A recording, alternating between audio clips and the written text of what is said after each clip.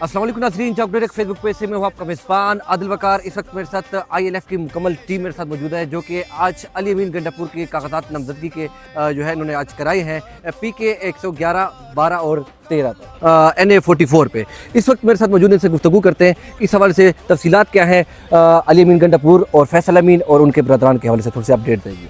अली अमीन ख़ान के हमने तीनों हल्के से जमा करवाए हैं, NA 44 से भी, PK 112 से भी और PK 113 से भी। फैसल अमीन ख़ान के हमने जमा करवाए हैं आज PK 112 से।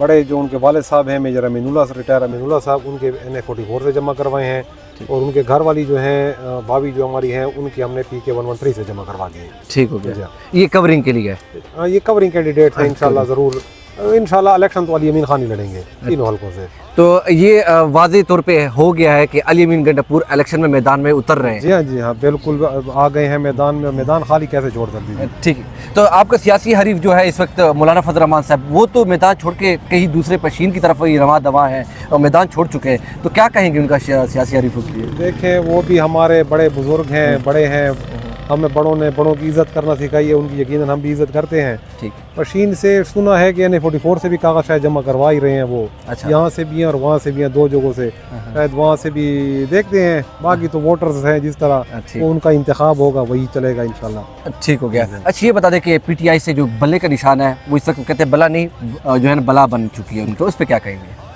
इंशाल्लाह अभी तो काफ़ी टाइम है हमारे पास, स्क्रूटनी का टाइम है। जिस दिन 18 तारीख को शायद सिंबल अलाट होने हैं, 18 तारीख तक तो हमारे पास टाइम है।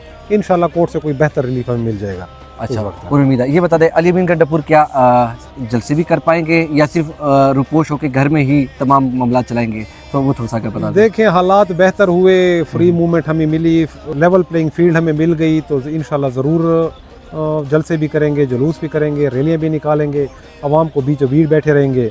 लेकिन जिस किस्म के हालात PTI के लिए आज तक चल रहे हैं और ख़ासकर नॉमिनेशन के दिनों से जो चल रहे हैं, तो इसमें शायद हमें कोई दूसरा जो हमारा प्लान B या प्लान C है उसी पे अमल दरामद करना पड़ेगा। लास्ट में अपने वर्कर्स के और जो आपकी ILF की टीम जो मुसलसल तगदो कर रही है अली अमीन गंडापुर के लिए, कोई मैसेज देना चाहेंगे?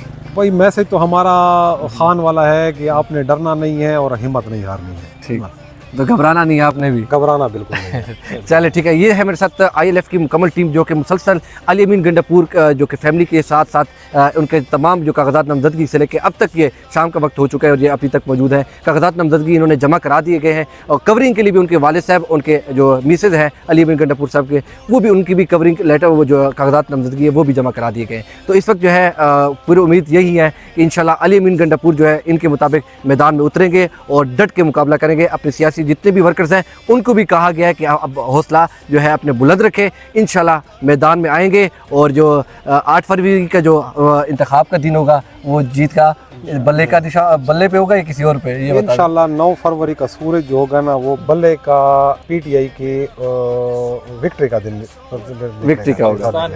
चल, पाकिस्तान के विक्ट्री के दिन इंशाल्लाह। ठीक है नाज़रीन, ये है हमारी ताज़ा तरीन अली अमीन गंडापुर उनकी फैमिली के हवाले से कागजात नामजदगी के हवाले से अपडेट। तो इसके साथ में दीजिए इजाज़त, अल्लाह ने के बाद।